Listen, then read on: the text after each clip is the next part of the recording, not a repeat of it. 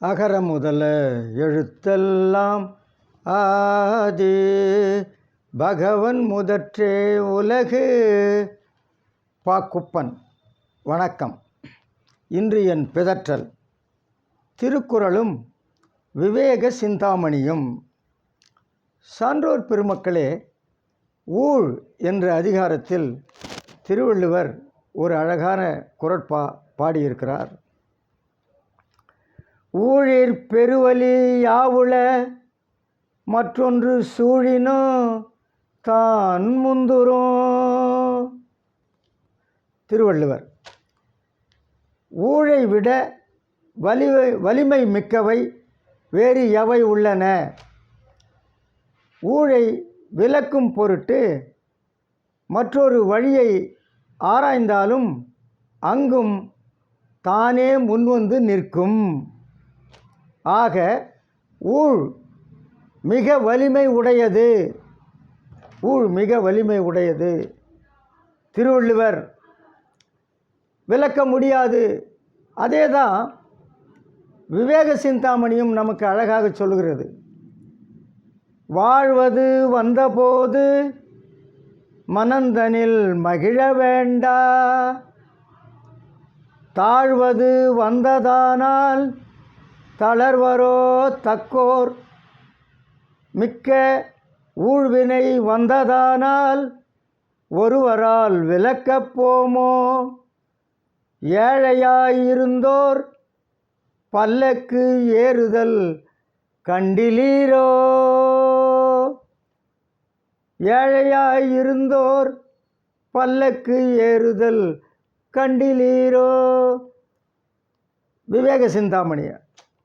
என்ன வள்ளுவர் சொன்னாரோ அதையே விவேக சிந்தாமணியும் வலியுறுத்துகிறது.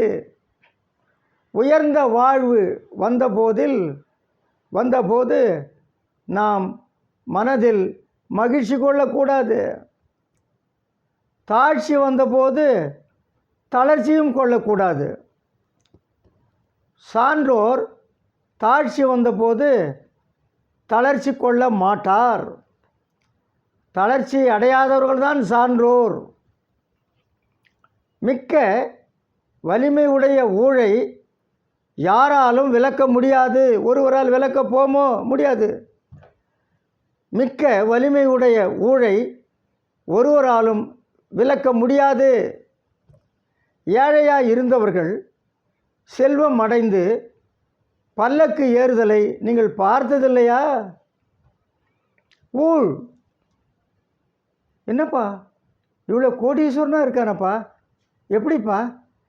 அது ஊழியா? அவன் கோடீஸ்வரனாக இருக்கணும்னு தலைவிதி எழுதி வச்சிருக்கு. ஐயோ, இவன் பிச்சை எடுக்கிறானே, சாப்பாட்டுக்கே இல்லையே, என்னப்பா? அது அவனுடைய தலைவிதி, ஊழ். அவன் பிச்சை எடுக்க வேண்டும் என்று எழுதியிருக்கிறது. நம்ம உலகத்தில் மக்கள் சொல்வதை நாம் பார்க்கிறோம். தலைவிதி, ஊழ்.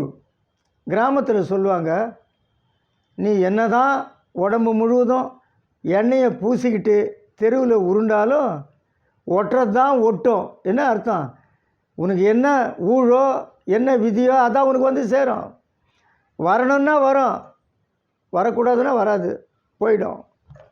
ஆக ஊழ் மிக்க வலிமை உடையது. திருக்குறள். ஊழை யாராலும் விலக்க முடியாது. விவேக சிந்தாமணி.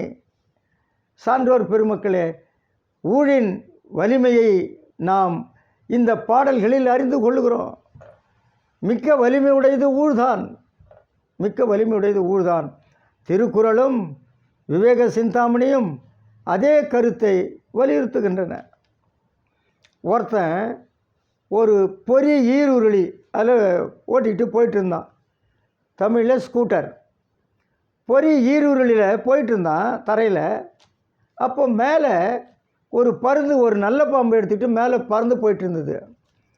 இவன் தரையில் போகிறான், அது வானத்தில் வருது. இவன் போகிற வழியே அதுவும் மேலே பறந்துக்கிட்டு இருக்குது.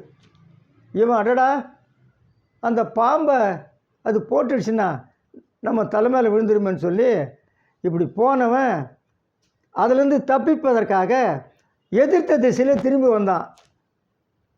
பார்த்தா அந்த பருந்து பாம்பு தூக்கிட்டு நேராக போயிட்டே தான் இருக்குது. இவன் திரும்பி வந்துட்டான்.